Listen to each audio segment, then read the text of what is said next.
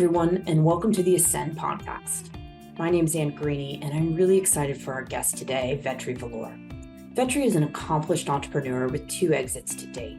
His most recent exit was in 2021 when Ally.io was acquired by Microsoft, and he became the corporate vice president in charge of building Microsoft Viva Goals. Prior to his work at Ally, Vetri was the co-founded Kronos, which was later acquired by private equity. In addition to his business ventures, Vetri is also the author of Okrs for All, a book that received endorsements from numerous leaders, including Satya Nadella, CEO of Microsoft. He's one of the most passionate entrepreneurs and leaders, and his passion for building really comes through in this interview. Please enjoy my conversation with Vetri Vellore. Hello, everyone, and welcome. I am so excited to have Vetri Vellore here with me today. Vetri, thank you so much for joining me today. Thanks so much, Anne. I've been looking forward to this conversation. So I wanted to start it in somewhat of an unusual way because I heard you have a pretty set morning routine that's been defined by some habits that you've created over the years. Can you walk me through your typical morning? Sure, Anne. I do get up pretty early, around 4:30 in the morning. And that, to be honest, started because when my kids were younger in school, I felt like I was working when they were awake. So I would try to get a lot of work done by the time they're ready to go to school. So that's why I started getting up early. Now it has become a habit. I feel like it's very productive. So I get up early, I do the usual stuff, and then I try to do some stretching kind of exercises a little bit. I don't exercise really hard, but I do that. And I spend like about 20-25 minutes kind of doing a daily journal / planning for the day. In my journal, I have a few sections. One of them is about 3 things I'm grateful for. I try to actually write 3 things. It's not usually the same 3 things over and over, but it makes me think, what are some nice things that have happened in life, maybe the previous day or recently, and I try to actually acknowledge that for myself. And then I try to think about what are the 1 to 3 things I want to get done that day. And then I also write affirmations. And I try to actually write an affirmation. Usually it's the same thing for multiple years. Sometimes it changes.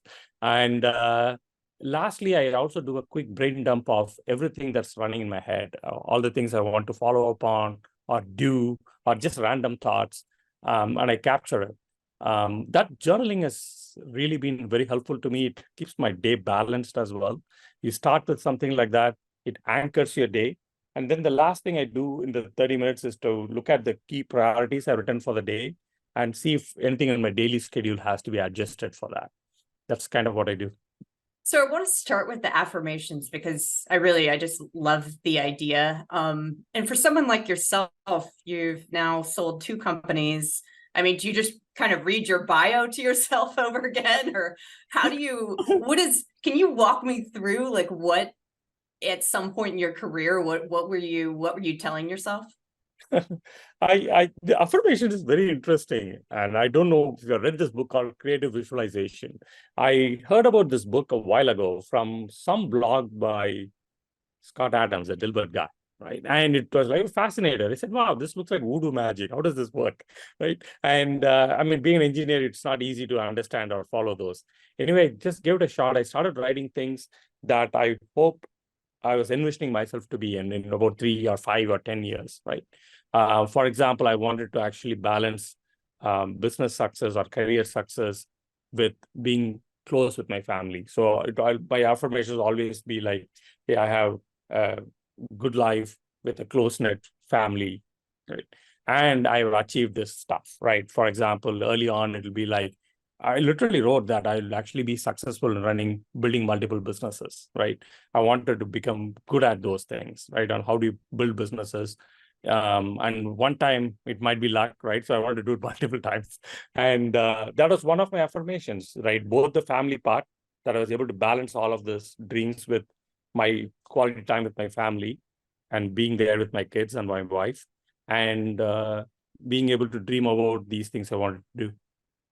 That's fantastic. And then, I love the gratitude part too, because being a founder, we hear so many times, I mean, it takes a toll on all aspects of your life. And I think it's many founders who are getting started sometimes don't realize that, and like the mental toll that it ends up taking. So when did you start really doing that? I don't know. It's been so long, and maybe I've been doing it for almost a decade, if not even longer, right? I don't remember a moment when I realized, oh, I should do this. I think it was something more natural rather than some event I remember. But some of it, to be honest, relates to what I do at work too, right? Particularly at work, we have been using OKRs for my last two startups. And one of the things about OKRs is you're setting stretch goals. So when you go to look at the status, it's always orange or red. Right, is never green, because green means it was not big enough for stretch, right? So you're already in green. So then what happens is you're used to seeing only the quote unquote bad news, right? Things always being orange or red. So one of the things, in fact, I started doing in my teams is actually a ritual to celebrate wins, right? Let's just not talk about status of OKRs, but let's talk about what the wins we have had, small or big. So every week we'll get together and talk about just wins, right?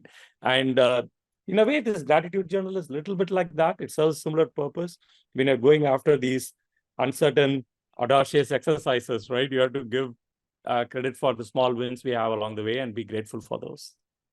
And, it's probably no surprise in the fact that, someone who not only built an OKR startup and then ran it at one of the largest corporations in the world, and then also has now written a book as well around OKRs. So you have this like planning process. I guess I want to go back to before you built Ally. And I know we got to meet back then, and it took, maybe one phone call at that time to realize I was like, wow, this guy is so passionate about OKRs. And for me as well, I think they're just crucial and so important, especially for early stage startups. So where did that come from for you, to where you found this like passion and this idea of like, I want to build a startup around OKRs? I think it started very, very early. And the thing, I would not say it was about OKRs, but what I've been passionate throughout my life, I would say, is for at least last 30 years in work has been, how do you make teams happy and productive? How do you make teams hum like well-oiled machines where everyone is happy, things are in flow, and we're doing amazing things? Right? I've been very fortunate. I've managed to work on some very successful products. I've shipped dozens of products. Many of them are obsolete now. But what I remember is those moments when the teams were like working together so beautifully. Everyone was happy and productive.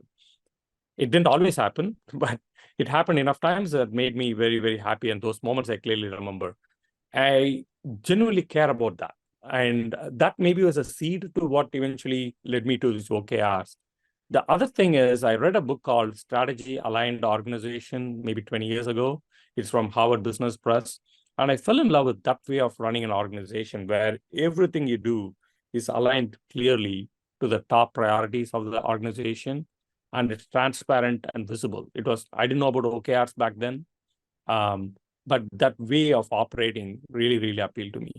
That more immediate trigger that led me to more specifically to OKRs, right, is when I was doing my first startup. It was pretty small, like 30, 40 people, I would think.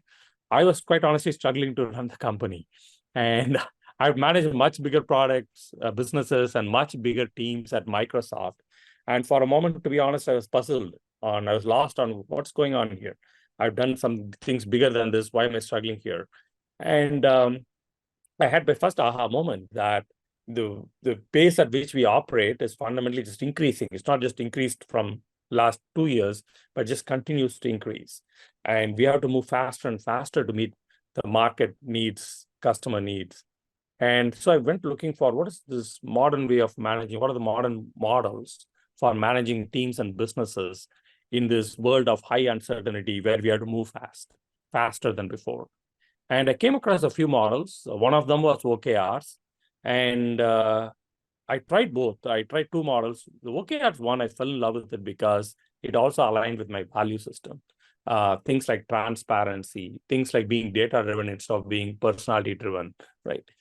Those values really appealed to me. And so I felt like it was more natural for a team to adopt OKRs, not just for the benefits of OKRs, but the value system, the culture of my team aligned with that too.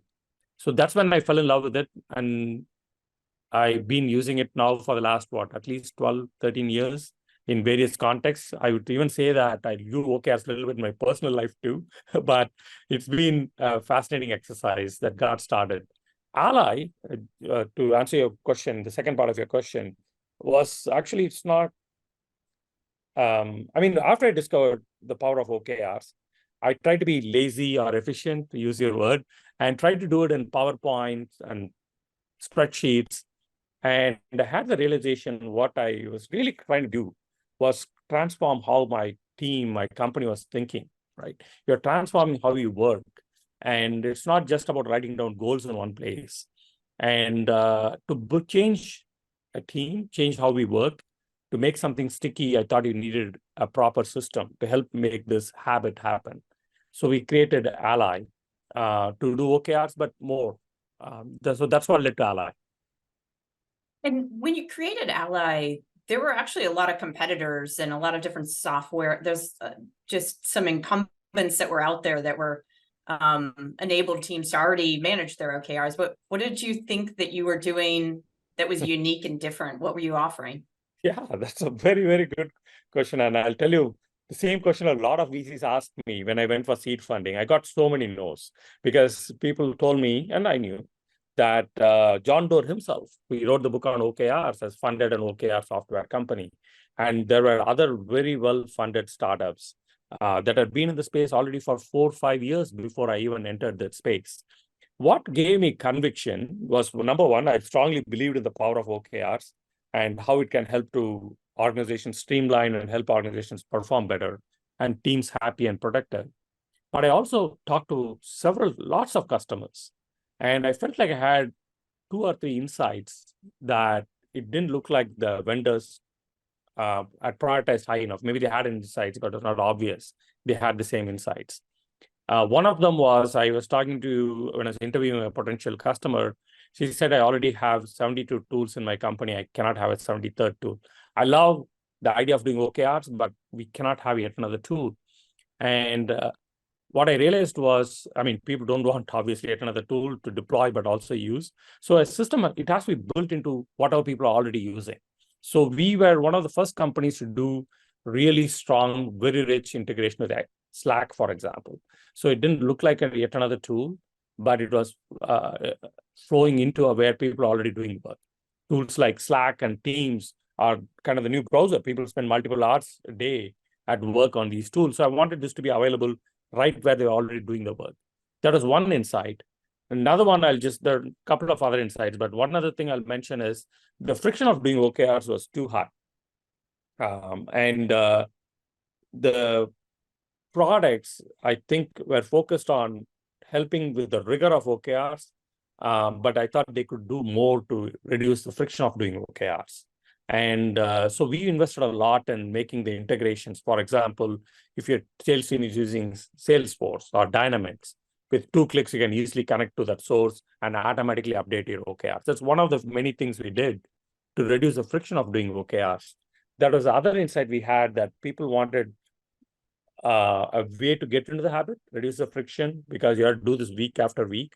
And that was not something that it looked like the other competitors were investing heavily at that time. And I want to talk about just OKRs specifically. So many companies struggle in that implementation process because they're somewhat perceived as that top-down directive. How do you address this issue within a company to get everyone on board? Yeah, and to be honest, and some leaders I've seen do use it as a way to kind of provide top-down directives, right? My opinion is the right way to do this is to, of course, get buy-in, right? And tactically, the way to do that is, in any OKR planning session, I would used to recommend to our customers that you have 2 levels of management involved, right? Let's say that we are defining the objectives of the marketing team. You don't want just the VP of marketing writing these objectives, but the VP of marketing along with their directs, right? In the conversation, defining what those objectives should be and key results should be. It's okay it's okay for the leader to take a shot at drafting them, but that is only to start the conversation. And often in these conversations, what happens is people are not just talking about OKRs, they are actually talking about what should our priorities be, how should we make resource allocation decisions. And so it becomes a very, very useful conversation. Even though we think it's an OKR conversation, you're really having a really deep business planning discussion in that context.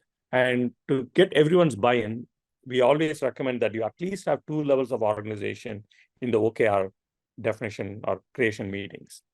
The other things we have seen work very well is the leader or the person who's orchestrating the process invite everyone to provide at least one suggestion, one suggested OKR before the discussion even starts. So everyone actually tries to actually provide a suggestion at least. And it's amazing to see even the leaders' eyes opening up saying, wow, all these other things I've not even considered yet, right? That's been a really, really productive exercise to make sure everyone feels like they were contributing.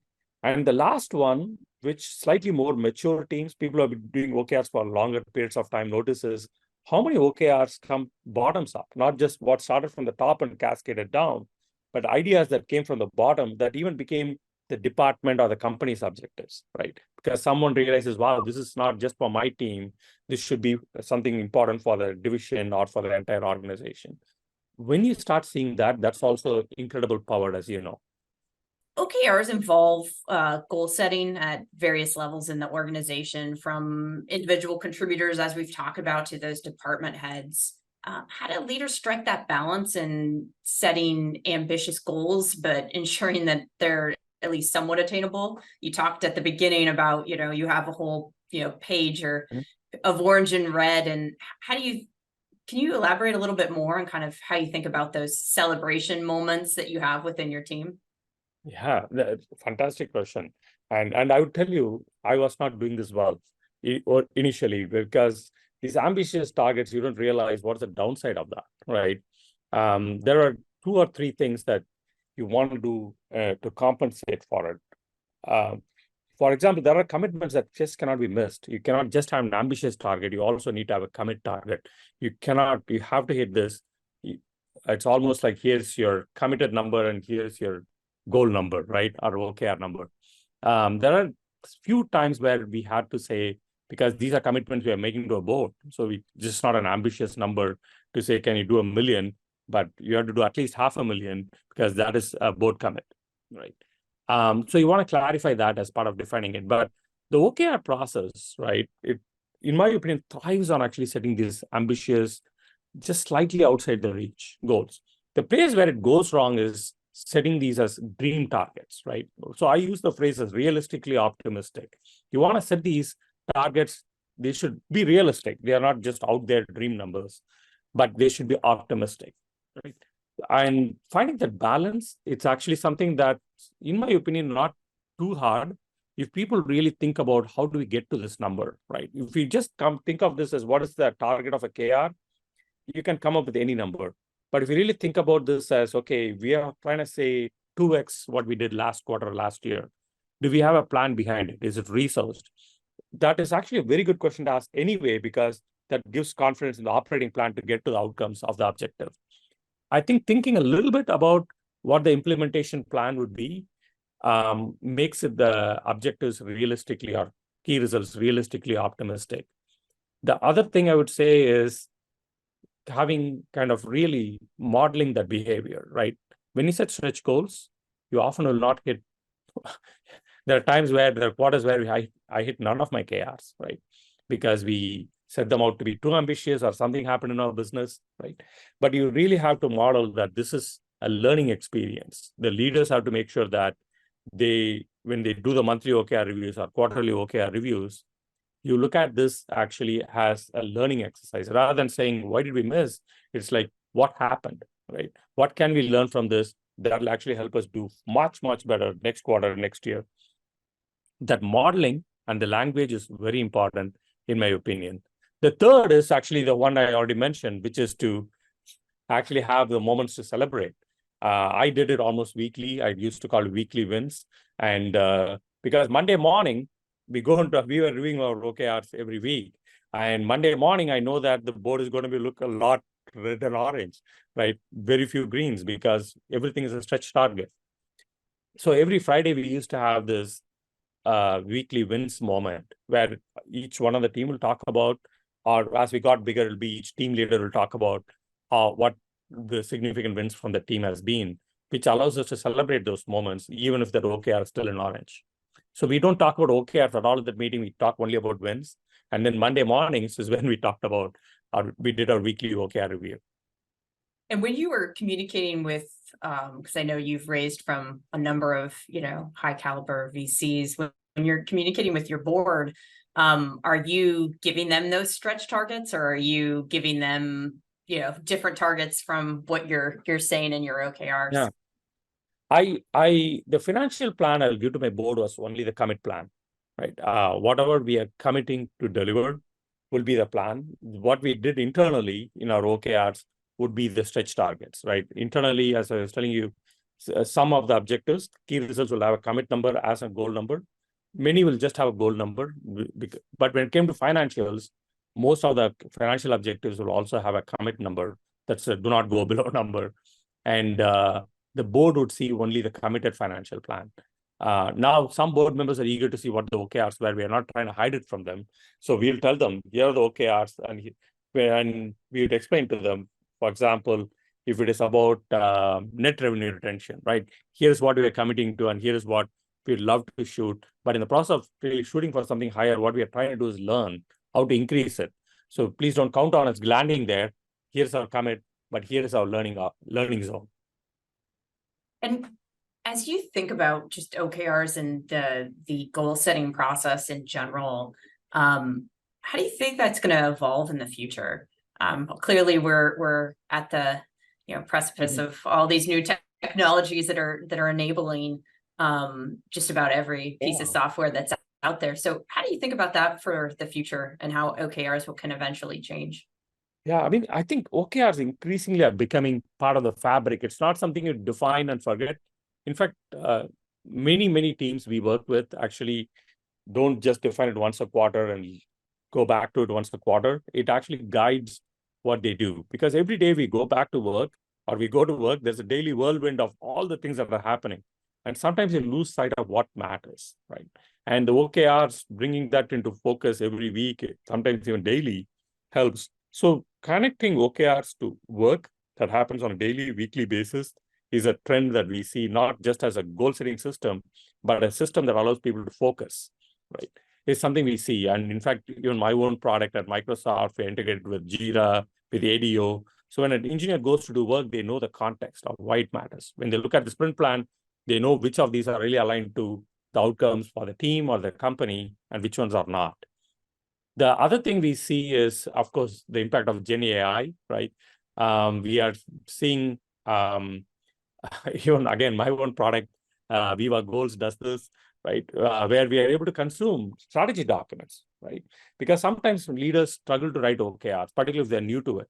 So we can take a business strategy document and actually suggest, here are the OKRs you should be having, right? And we are in more Gen AI features like to be able to summarize, right? What has changed in the organization from last week to this week, right? What are the key things that are moved backwards or forwards, and the key things that need your attention, right? If you have even 3-4 OKRs with 3-4 KRs, key results each, that's quite a bit of data to look at every week. And to be able to summarize and guide the leaders of the organizations to tell them, here are the focus areas. Gen AI has been a great asset there. The last thing is the whole notion of creating habits and rhythms, in my opinion.